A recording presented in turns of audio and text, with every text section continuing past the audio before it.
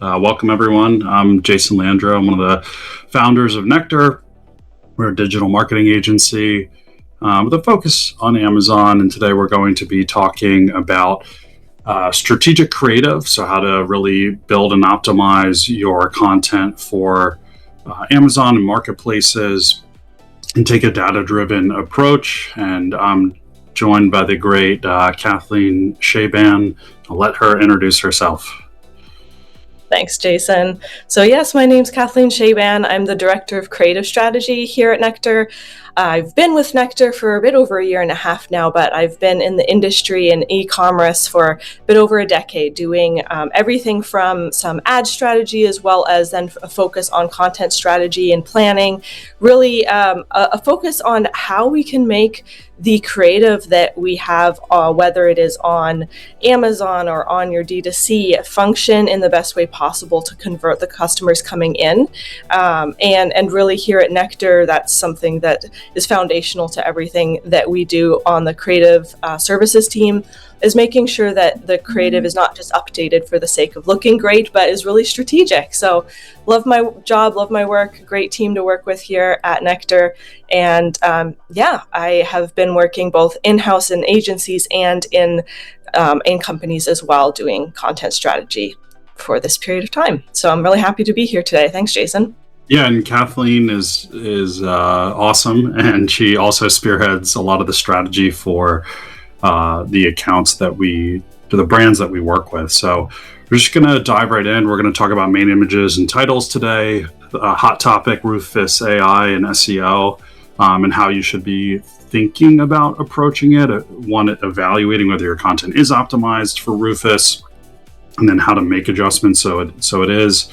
We're seeing a lot. It's hard to quantify how much is running through, how much shopping is running through AI, but there's obviously an emphasis, and it's much easier to search for products that way. So I think even if you're not going to go and overhaul every single one of your listings, you should start thinking about it as you're building your listings at a minimum.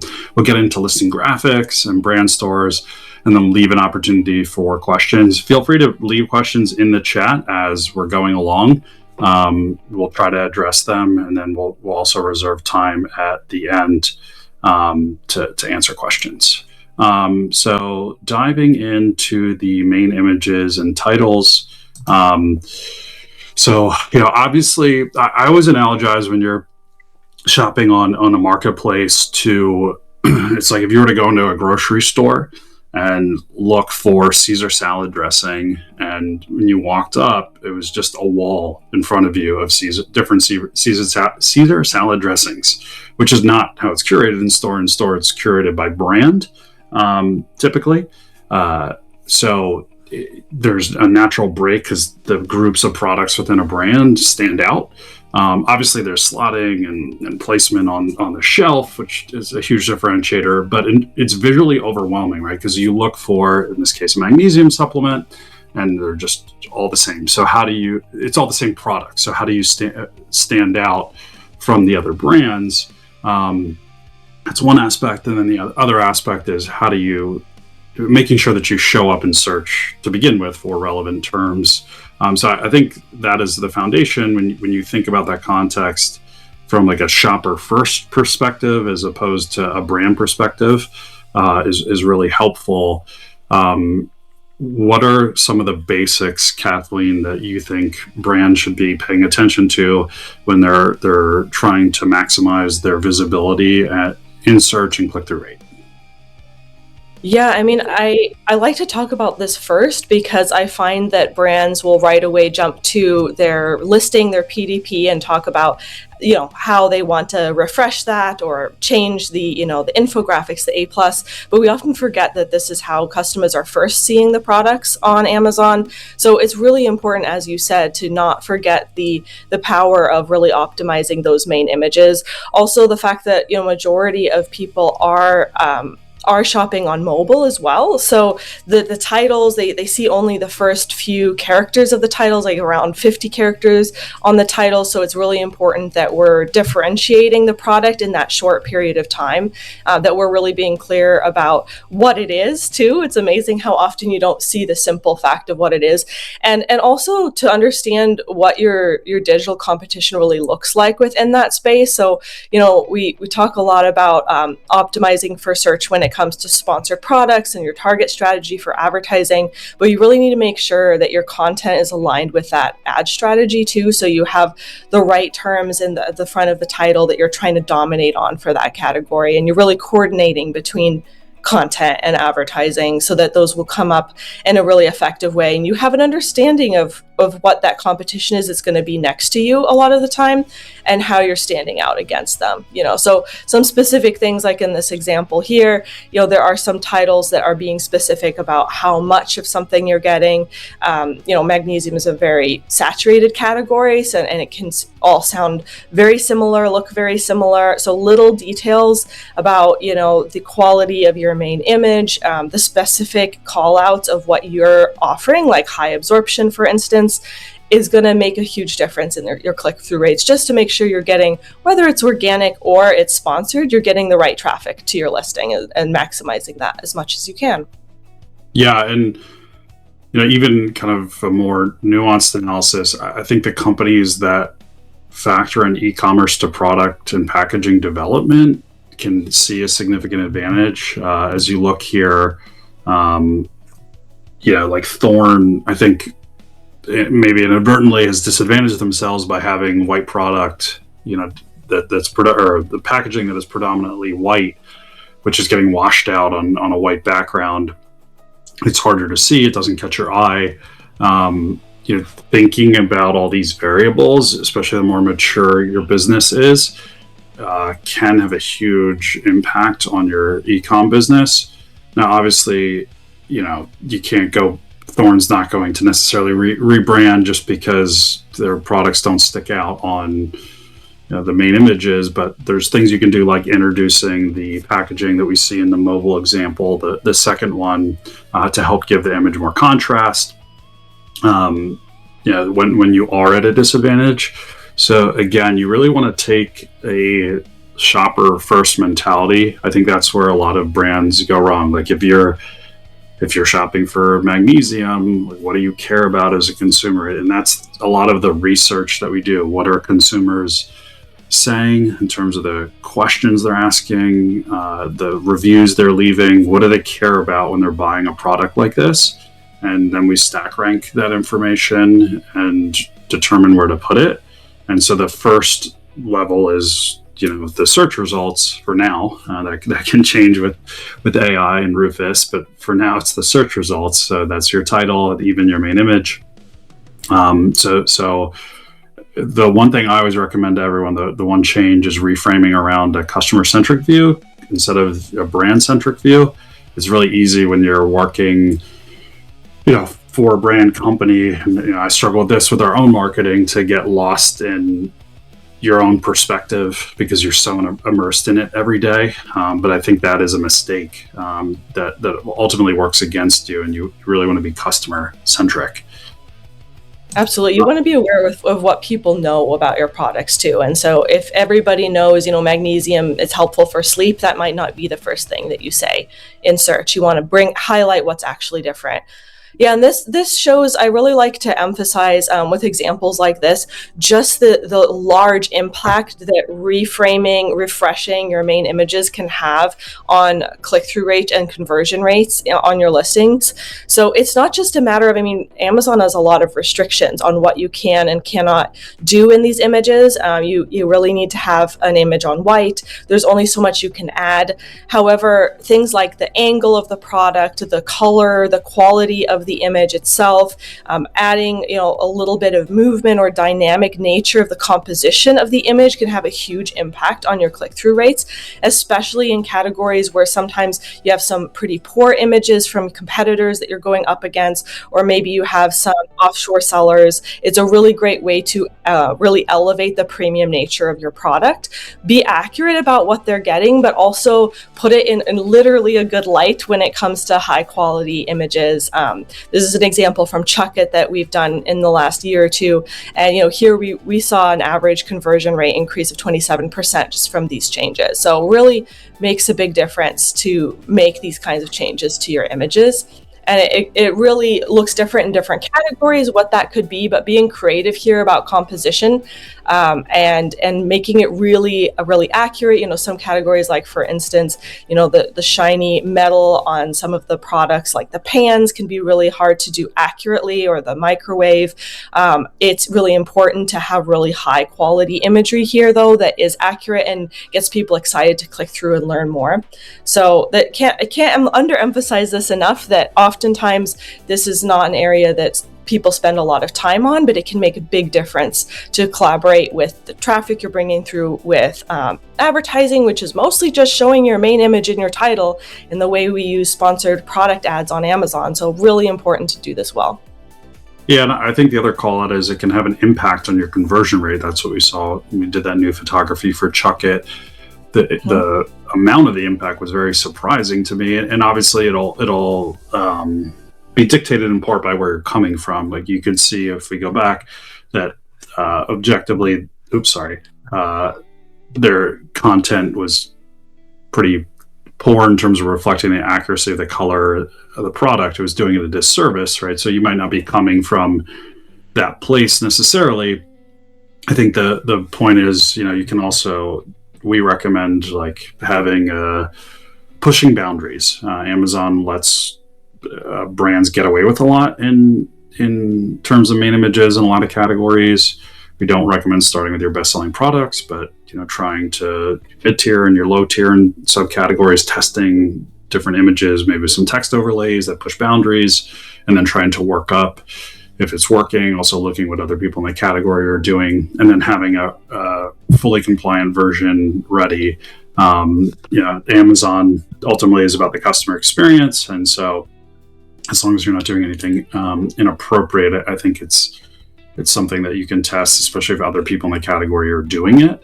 But even if you're not going to test any text overlays, just having more accurate photography is going to go a long way to getting consumers excited about the product. And when I say accurate, I mean lighting, color, because it's going to look higher quality, it's going to look better.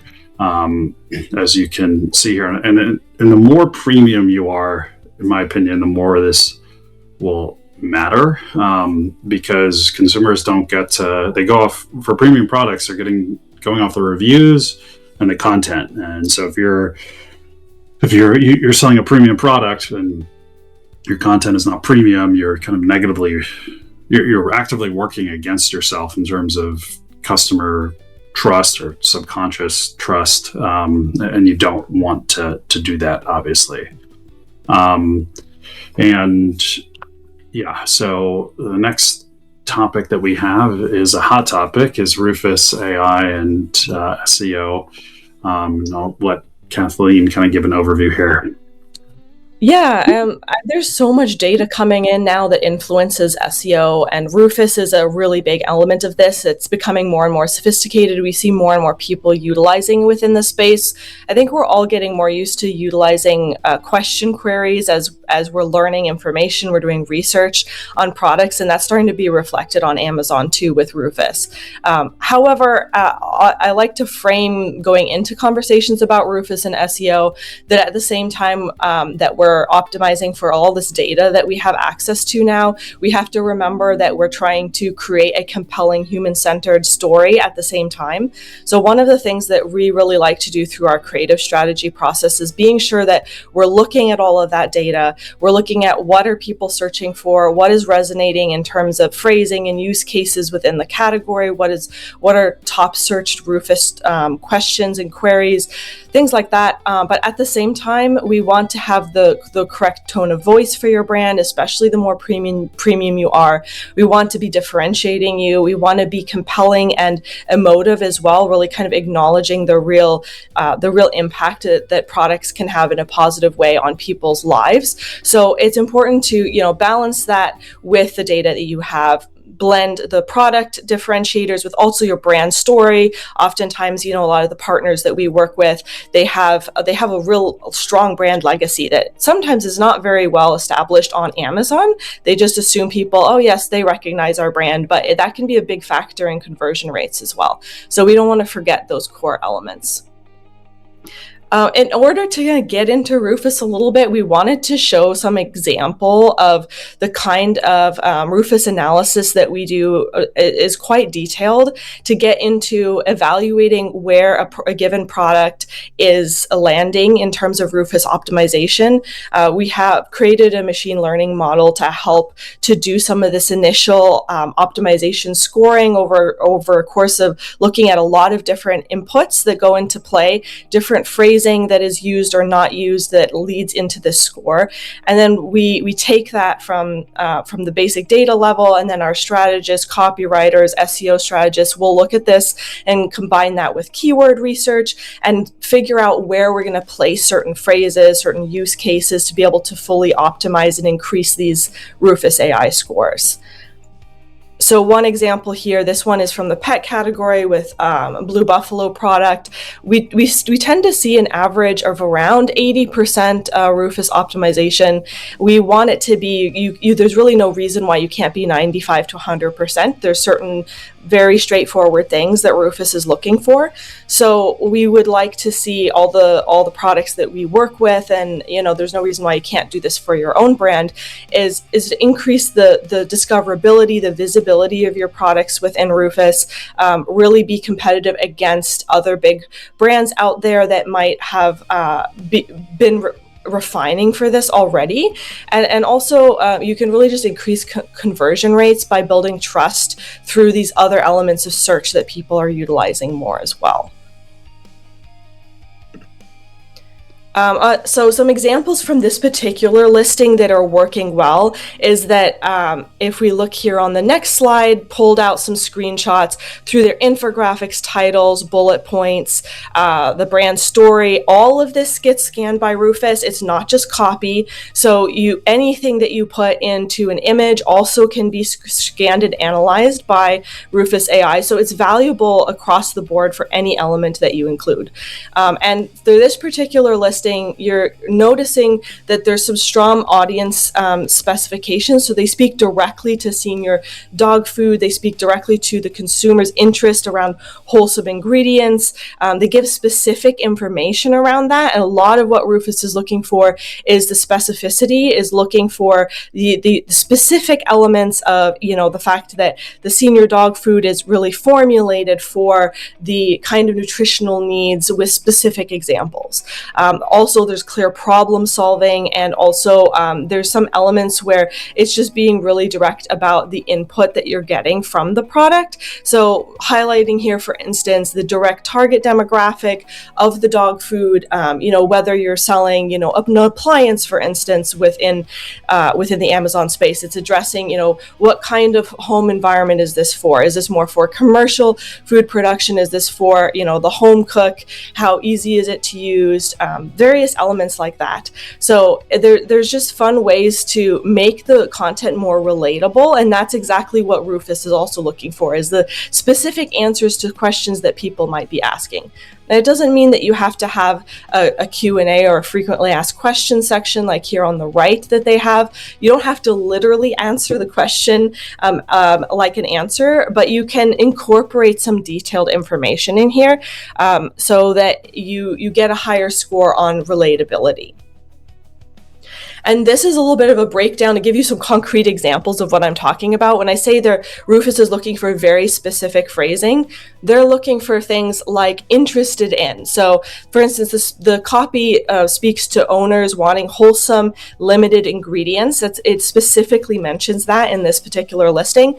There's a couple of other instances where they're talking about interest-based vocabulary. And so in that particular area, this listing passes because there's a number of instances where they're being specific.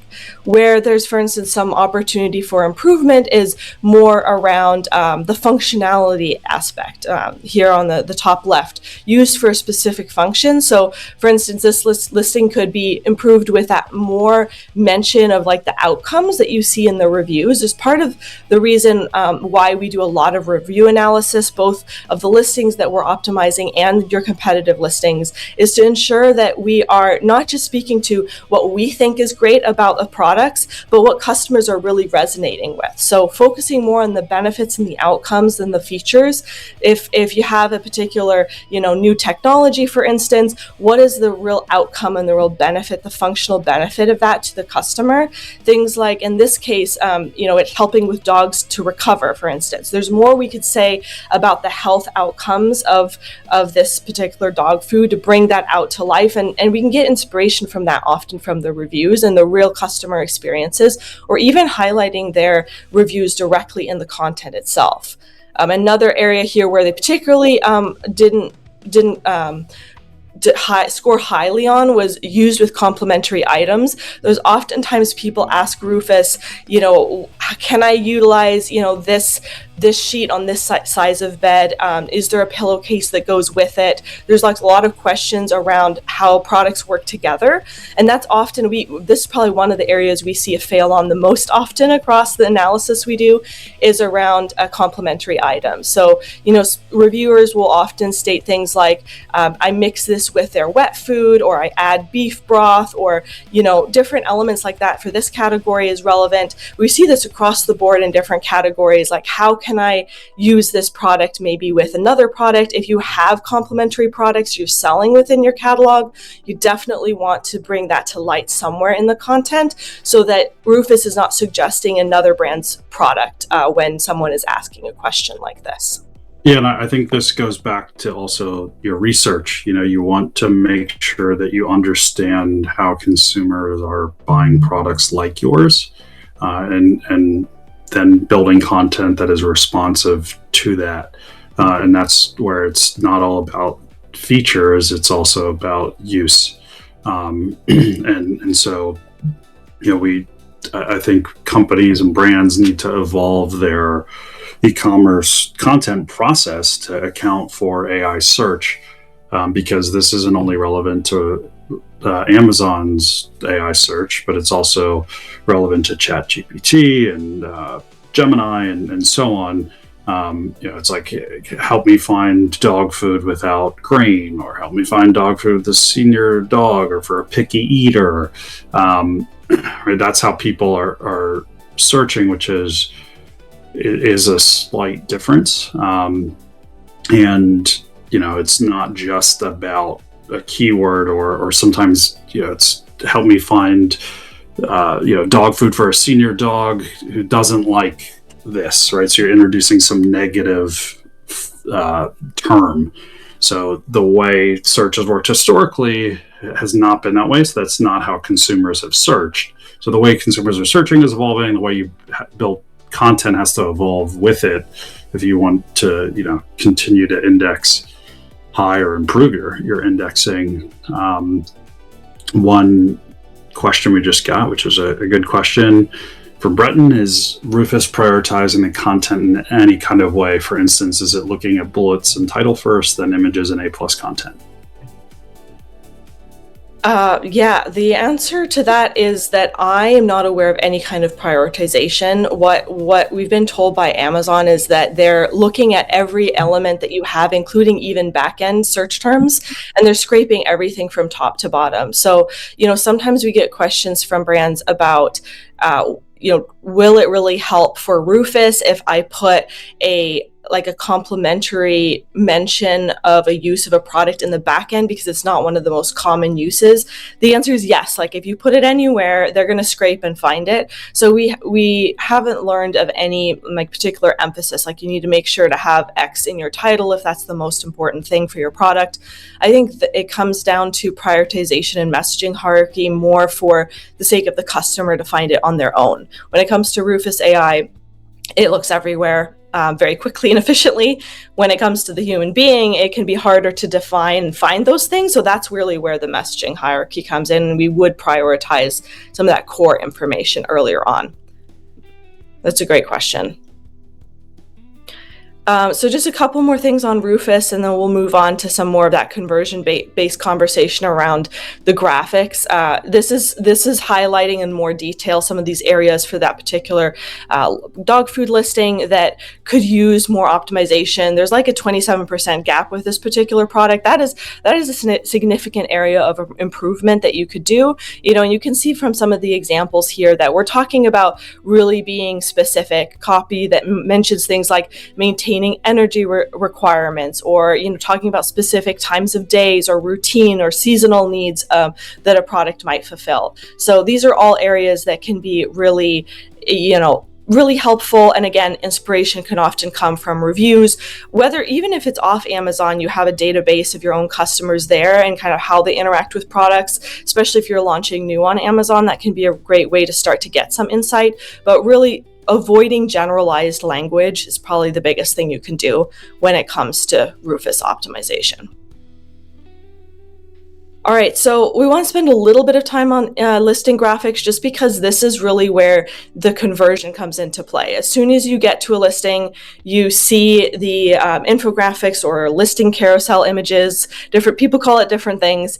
Those are really where you're going to get that further down the funnel, that decision to purchase the product, especially on mobile, where it gets harder to get down to A+. A+ is still extremely important, especially to provide more details and education, but you're going to start that customer journey more with the infographics at the top of the page. So it's really, really important that here we are identifying what are those core messaging elements that we need to get across. We need to really make sure that your branding is strong, that you're coming across as a product legitimately from your brand. So the templates, the visual elements, the consistency of your visual design across your listings can make a big impact on that. And then also just being really clear about what you're getting, how it's different from the competition out there. And the reason why we're showing just 4 images here when you often have a lot more in an image stack is because the engagement is a lot higher on those first 2 to 4 images in your image stack. So make sure that you're not hiding some of that core information about your product, maybe on image 6 or 7, that everything that really needs to be conveyed, it needs to be prioritized from the first couple of images so that it's really clear what you're getting and what the benefits are, and some of these other elements we've been talking about, inspiration from your reviews, things like that. So this is an example, Olivia Garden in the beauty space, premium beauty space, showing you how they had a lot of great information here on the left to begin with in terms of talking about their products, their technology, some clear product imagery as well. But what was lacking is drawing the eye to a particular part of the page, being really clear about what one message per infographic, and also prioritizing that information, literally coming up with a messaging hierarchy in order of importance, and having a more branded experience so that this really feels premium, it feels elevated, it's appropriate for their category, and we're educating in a way that that reflects the target demographic, that people that really want to elevate their home beauty routines. These are products that are also used in salons, but you can have at home and kind of have a similar experience. So that needed to be reflected in the visual presentation as well as in the messaging that is conveyed throughout these images. Here's another example from a totally different category, and this is a nice one to talk about because there's a lot of great information here. And connecting back to that first slide that we showed with the magnesium category is very saturated. Often in CPG or supplement space, that is the case. And one of the things that really stood out here is they already perform really well, Doctor's Best, within this category. But there's core elements that most people shopping within supplements already are aware of. So, for instance, the benefits of magnesium. That was one of the first images that they had on their image stack. But what was not talked about is the differentiators, the absorption rate, why are they lysate specifically? There's so many different types of magnesium. What are the benefits and the results of going with this particular product? And so that's really what we reoriented everything towards in terms of messaging hierarchy, visual hierarchy, and contrast between images as well, so they don't kind of all blend together, and really making the differences stand out in terms of the what you're getting from one versus another product. And this really had an impact not only on conversion rate of the listing, but also on efficiency of ads, because we found that the spend that was going towards these listings was converting at a higher rate as well. Click-through rates, we optimize the main images as well as on the listing itself, because the product listing, you didn't have to guess that much. You're making it easy for customers to make a decision and speaking directly to the benefits that they're going to get. So I think one of the things that I also want to mention before we move on to brand stores is just that this is also where you want to make sure you're aligning with your traffic and your target demographic coming in from your advertising efforts, whether it is your keyword targeting strategy, or if you're doing DSP, what those audiences look like. If you're bringing in audiences that are say in market for crates for dogs, you want to make sure that the content is reflecting that demographic in a relatable way as well. So that's partially why we look at reviews, but sometimes the reviews are not actually aligned with the target demographic that your brand would like to see. Maybe you're not reaching out to the biggest demographic you could. So there's ways to make it more relatable and expandable outside of just one demographic, maybe a wider age range, or maybe there's some education that you could provide that would help convince someone who's less familiar with a category and wants to try something a little bit better, like upgrade. And so you need to be really conscious and connect the dots between the ad traffic and who you're converting within the page as well.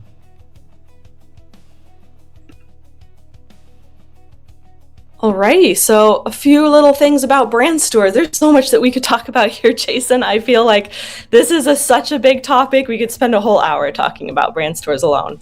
So we'll see what we can pull out a few little nuances for the next few minutes. Yeah. There's a lot that you can do with brand stores. So one place on Amazon, there's no sponsored ads. You get to control the whole merchandising experience. And so there's a huge benefit to putting effort in. The more traffic you're getting generally, the more benefit you're going to see. Amazon's own data shows that they have a higher average order value and units per order when they're optimized than your account as a whole.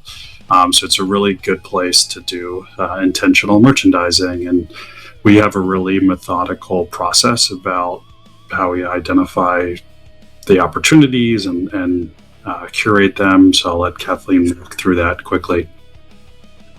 Yeah, I think this is one of the most underutilized spaces within Amazon. I mean, it's a place where you don't have any competitive advertising. You can really hone in on your catalog offerings. We look at performance analysis of historical performance of your brand store. We also will look at the traffic patterns. We can also utilize AMC data to see how customer journey is affecting, are they coming to the store or the PDPs before they're converting? What are they looking at? Those are all elements that go into the planning for the structure of redesign of a store. And, it depends a lot on the type of category and how large your catalog is. For a brand like Ninja, I mean, obviously they have many products across many categories. So one of the things that was really important is balancing product merchandising and shoppability with also category navigation that's easy on mobile. So this is something that comes up over and over again with a lot of brands that we work with, that they're underutilizing the homepage where all of your organic traffic is landing, and you really want to make it easy, especially on mobile where that menu kind of disappears at the top. It's harder to click through a long menu. Consolidate those subpages a lot, as much as you can, because you see a drop off very quickly of traffic. And then in your design flow, it is really balancing that product education, engagement, including motion and video, and looking at what is the merchandising strategy for the seasonal elements of your store for different times of year. What products do you need to make visible and shoppable? And all of these elements need to align with your ad strategy. I mean, if we look at this next example, shoes for crews are really different, a different category, but they also have many different SKUs. And here they have ad strategy at different times of year with different subcategories. They'd have a lot of different industries that they service. So this was a matter of making sure that the subpages structure also aligns with when they're driving ad traffic for just, say, the hospitality industry. Where do they land? How can they get educated about the full offering of shoes for crews, not just maybe the one shoe that they want to find? At the same time, they need to be able to find and shop for quickly and easily their top selling products. So this included hours of really looking into the data of how do we balance product education with shoppability, navigation. All of those pieces come together to really make a store that is going to be easy to use, easy to find, and also to increase dwell time, average order value, these really important metrics that will ultimately, be able to grow your brand. If you're not seeing really strong results from your store, there's probably some of these core elements of the merchandising, the shoppability, the product education that are missing. And in line with what Kathleen has said, there's a lot of brands feel like they need to build out subpages for every single category, and that's just, the data almost always says that's a mistake, especially as your catalog, the larger the catalog you have, because you can see in the store insights the sales and traffic by page. And once you start to get over 10 pages, you'll see there's a dramatic drop off in traffic and sales on many pages, to the point where you should question why they exist. When it's like hundreds of views a month and paltry sales, what's the point? You'd be better off folding some of those pages in together, so that people can browse them all at once. Amazon has introduced a search function into the store, so it's a good idea to have your all your categories and products to be shoppable somewhere. But that doesn't mean they all need their own dedicated pages. You need to balance shoppability and conversion with discoverability. Again, the object is to sell more, not be a catalog. So you really want to keep that in mind as you're building your store. And often, if you have one already, looking at the data is a great starting point to inform you of what's working, what could be changed and improved. And, we look at the store insights, we look at the sales of business reports or retail analytics. We're looking at brand registry data. We're looking at information that our brand partners are providing us. We interview them about their objectives. And then I think the other really important point is your homepage should be driving a majority of the sales. So the goal, if you see it driving 50, 60, 70% of the sales, it's not a bad thing, because customers want it to be easy. So if you see that it's really low, that's a problem. It's a big problem that you need to fix. So there's definitely some kind of guardrails that you want to follow. And the more that you're doing off Amazon, the more that you typically see, more traffic you see on your brand store. So there can be a lot of, if you're doing a lot of advertising off Amazon, it typically makes sense to invest more and more in your store. And here are just some examples of a few different stores that we've done. We have many more on our website as well. But seen a lot of great results in optimizing these stores. I don't think that they'll be free of sponsored ads forever. So to me, this is a great lever to pull while they are ad free. So you should take advantage. So we have a few minutes left. Anything you want to add, Kathleen, on brand stores? No, that sounds great. Yeah, let's go to questions. Yeah, so we have one question. And please, if anybody else has some questions, submit them. What are your thoughts about AI tools generating listing image graphics? Kathleen, you want to take that first? I have some thoughts. Yeah. I can take a little bit of that first. There's no reason why we can't use AI efficiencies for some content creation. Like, we're talking a lot about being very strategic here, looking into a lot of research, spending time on messaging hierarchy, etc. That is really important for your top sellers. That's really important for the products that are driving the majority of your sales. You really want to make sure that you take the time to do that right. You're not being generalized. Like I said, with Rufus AI, you need to be specific.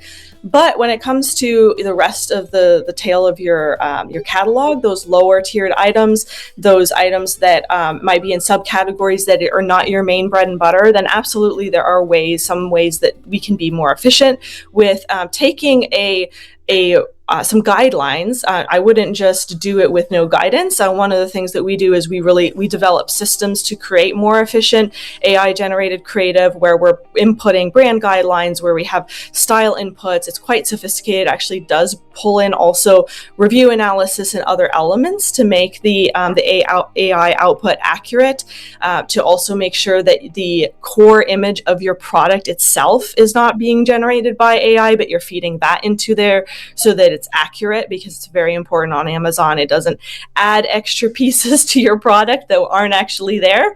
So, the quality control is still important, but there are certainly ways to set up systems to generate this efficiently across those lower tier items in your catalog.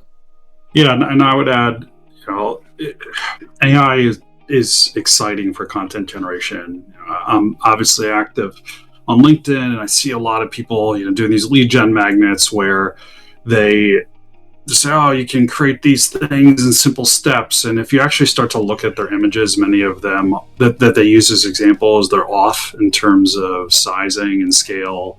There's obvious mistakes. And, the reality is that you can set it up better, and then you still have to take time reprompting. And so that there's a business question to this. How long is it going to take you to create the graphics you want that are acceptable with AI versus how much would I pay a designer to do the exact graphics I want, and what would that cost be and time investment be? Typically, you're willing to sacrifice more on the mid-tier and bottom of your catalog, or compromise more in terms of the quality that you would accept. And so that's where, to me, AI content generation can be more useful, acceptable. It also depends on the size of your company and brand and objectives, but it's a matrix, a decision matrix at this point. It's not as straightforward as, it's perfect for everyone. It's not binary. And, for SMBs, it's probably a lot more useful than large mid-market and enterprise at this point. The capabilities will continue to evolve. I think infographics will be the first thing that will be able to be seamlessly created with AI through and through. But as you still now trying to stitch content together, like think A+ modules, it's very difficult. Because you have 5 or 7 modules that you have to create, and they have to be integrated. So the more setup work you can do in terms of the brand guidelines and building templates inside whatever AI tools you're using, whether that's Nano Banana or something else, the better outputs you're going to get. But again, it's all process and time investment, and that has to be balanced with having a designer do it. But that's a great question. Another question is, do you think the first thing, and this is from Maria, do you think the first thing we should create in Amazon is brand store before A+ content and brand story? Great question. I would answer that as no. That if you're getting started on Amazon, the PDPs are the most important thing. Amazon clearly has a binary rating for a binary rating for content or scoring system. Like if you are lacking essential or basic content modules, you're getting dinged for that in their algorithm. For anybody that's in SaaS, you can get these IDQ PDP scoring reports. And so part of that is like, do you have the basic content, like a brand story A plus, certain amount of images in the carousel on every page, PDP. So I would say that it's all about discoverability. Kathleen, before you branch out into a brand store, which is much less visible than your PDP. Yep, I agree. That's why we also intentionally talked first about titles, main images, and copy, because that's really your foundation. That's going to get you indexing, organic ranking. If you are not working your organic ranking from a copy perspective, it's going to be really hard to grow organically with ads. So those two need to be working hand in hand together. The advertising strategy, targeting strategy on certain keywords, and your copy, and you need to do that on your top hero products first before you're really going to get any traffic to your store. You have to spend a lot of money to get sponsored brand traffic to your store if you don't have some organic traffic coming there. And then the other thing is that the brand story is actually one of the biggest drivers of organic traffic to your brand store. So I would say that, we always tell our partners that it's important to align the brand store strategy and subpages with your brand story linking, and make sure that you're linking to all of your top subpages, make sure that's optimized. So I would even say, as you're optimizing your top PDPs, the brand story kind of comes next, and giving a guideline, a path towards an organic link to the brand store, because otherwise that little link under your title on Amazon, a lot of people don't even realize is there for organic traffic. So it's important to get your PDP down first. I'll take the last question we have so far, which is easiest. This is being, and it's from Kaylee, this is being recorded and sent out. So try to take two more questions from Zara. You utilize the AI storefront builder. Think it's in beta. I personally have not. Kathleen, has our team used it at all? We haven't used it that much, because it tends to then go off from our strategy. So we're very intentional and strategic, kind of build something that is not very intentional. So, with how important it is to be very nuanced about how you're placing your products, and the Amazon cannot know some of your objectives just based off of only the sales and the data there. That's why we do a lot of listening to what the brand's objectives are to get the strategy in line with the ultimate goal. So it's not just a matter of existing data that AI can scrape and then build something to be effective with. So we find that there's some limitations to that. It might be a good place to start if you have nothing, but we need to be more intentional about it ultimately if you're trying to maximize your growth. Yeah, and I'll actually kind of dovetail off of what Kathleen just said. If you don't have video, if you don't have graphics, if you don't have a store, these AI tools are great for that. You should use them, as long as you feel like the outputs are not damaging your brand, because it is better to have something than nothing, again, as long as it's furthering the interest of your brand. And you will have to answer that question for yourself, or implement it and test it. But for example, brand stores on Amazon index very highly in Google's organic search for branded terms, because Amazon has such high domain authority. So having a brand store is great, because you'll likely index pretty high on Google, whereas, you might not otherwise, or it might just be your website and maybe something else that isn't as relevant. So if you don't have a brand store, you don't have the resources to create one, using AI, or eventually when Amazon rolls it out for everyone, the AI store builder is a good idea. So the last question, it's a good one. Is there any value in following a brand store anymore? So for context, there used to be a lot more that you could do when they introduced the following feature with more targeted email messages. I think that there's still some functionality potentially around targeting for ads and brand tailored promotions. I'd have to double check. So I would say the answer is yes. But Amazon originally, I think, gave you more ability to message but they clearly are factoring that in to what, Amazon does a ton of emailing, and the bigger you get, you can actually enter into marketing agreements with Amazon where they will potentially do email marketing on behalf of you. Or if you're a new strategic brand they want, they can email as part of a launch. So there's a lot of marketing that happens by Amazon. Everybody heard about Amazon pulling out of Google Ads, but that's like just a very small fraction of the marketing that they do. They have entire social media marketing departments, emailing, etc. So at a minimum, you have everything to gain, nothing to lose by getting people to follow your brand store. Because Amazon just wants people to buy as much as possible. If a customer is following a brand store, that is a signal to Amazon that the customer is interested in buying products from your brand. So they are likely doing some automated marketing to the customer. I would say that's at a minimum, and then it's my understanding there's still some functionality around brand store followers. Kathleen, do you have anything to add there? No, I think you covered it. And it's possible they introduce more in the future.